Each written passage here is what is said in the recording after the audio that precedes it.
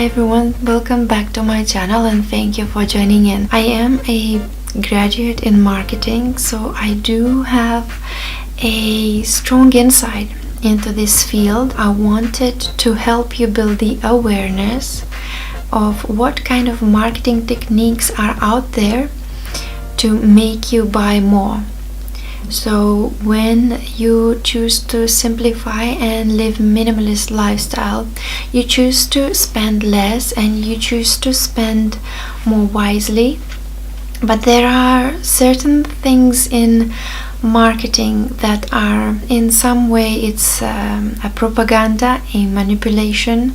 There is a lot of psychology involved in that, and so I think if I help you to bring the awareness to the processes that are out there, hopefully it will help you to also spend less, save more, and live more mindfully. So the very first sales technique that I wanted to mention today is technique of giving gifts. Companies, by giving you a gift in advance, make you commit to the future purchase or immediate purchase.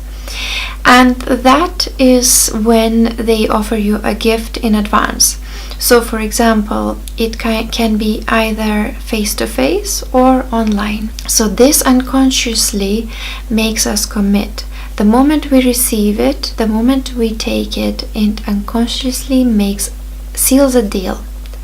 You might think, well, I'm not affected by that, but we are most likely to come back to buy the product.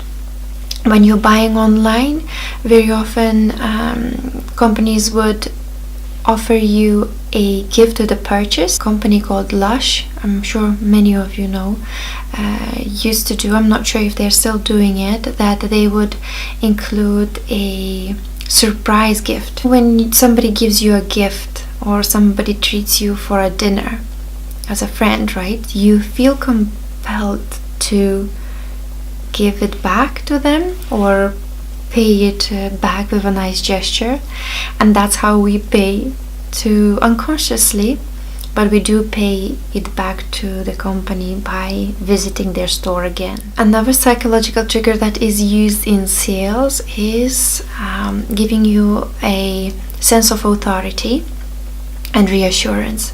That's why you see celebrity endorsements. You see companies paying celebrities to appear using their products. This happens on social media a lot. Maybe a year or 2 years ago we did not know, and we thought that we actually see people genuinely being interested in the product and loving it and using it. We automatically assume that because we like them, we follow them, we somehow identify ourselves with them, thinking that they have similar personality or lifestyle that we have or that we aspire to have, and automatically we think that since they are using these products, since they are appearing to use these products, or they are a face of the product, that this is a trustworthy brand, and that if we use that brand, we will somehow be on a team with that person that is being paid to do so. This also helps smaller companies to reap the benefits of the person who worked hard to become a celebrity or become a known person and trusted person. And I think the trust of that person starts declining as people see them working with different companies, trying to sell things to you without actually using it. Another similar way how companies get to convey the authority is through the stamp of approval. So there are so many values that we stand for. So for example, you might want to buy vegan food, so you will have vegan stamps or cruelty-free stamps or organic stamps about the values that brand stands for. But at the same time, it is a type of a selling technique as well. Number 3 is creating scarcity, and this one works the best.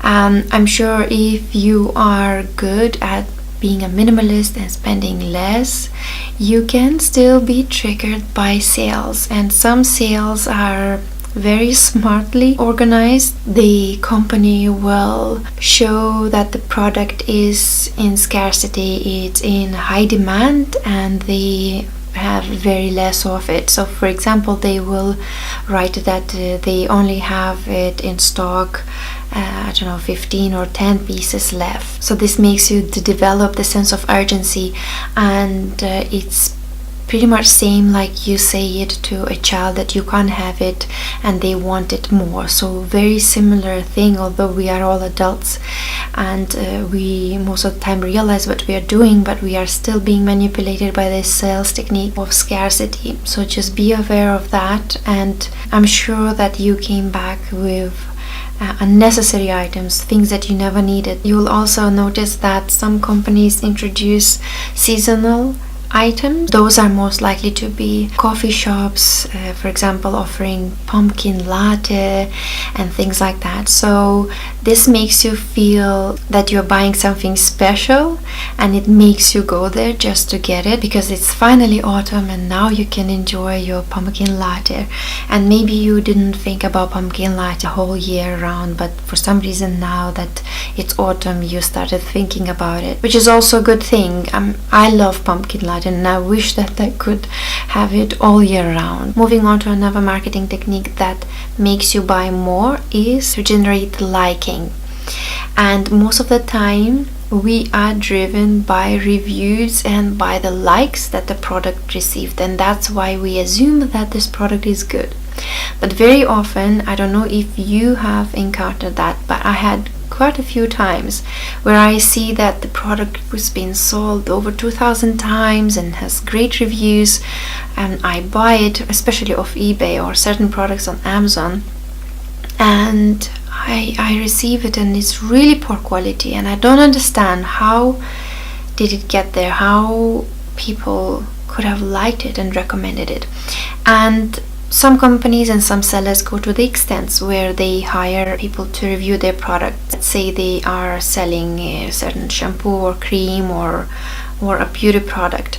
They would contact a bunch of people who would buy it off their own accounts, and then the seller would refund the money to the people for a review. Certain companies allow the discount codes, so they would give 100% discount code so the person can have a free product if they write a good review about the purchase, and this is how they will in return get many more. My advice would be, do not necessarily trust the reviews and liking. Another way of confirmation of liking is also by hiring celebrities or social media icons to speak about the product and show their liking and their love and make their own reviews, and this is how we are made to buy it, through the trust towards the people that we follow. Also, you will see companies like Amazon, for example, they have a bar on the bottom showing you your previous searches, and also showing you people who bought this, they also bought something else. If you meet someone who has the same pair of shoes like you or same clothes, you somewhat start feeling related to the person, and as if you made a good decision by purchasing that.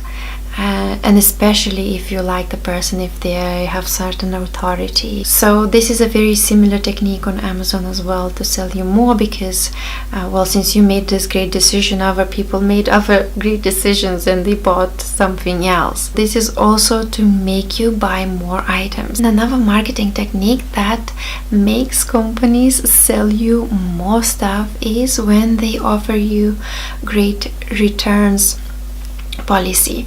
So when they say no question asked return policy, we are most likely to commit. And we think that this is a great deal. I can just buy it and I can return the item. Some companies offer free returns, and that's absolutely, we feel like it's amazing. I can just sit at home, try it on my own time, check the item with other clothing items that I have, and this is great. But the thing is that once we accepted it, once we touch the item, we are most likely to commit, because it came all the way through certain hurdle in some way, and we feel somewhat obliged to purchase it. It's just some way trust-based decision that we make as well, that this company has trusted me to try it, and they are so nice to let me return this as well, so I might just as well keep it. But this technique doesn't work in very obvious way, it's more unconscious way. I hope that this was useful for you, that you enjoyed this video. If you have any other video requests, do let me know, and I hope you take good care of yourself, and I'll see you in my next video soon. Bye bye for now.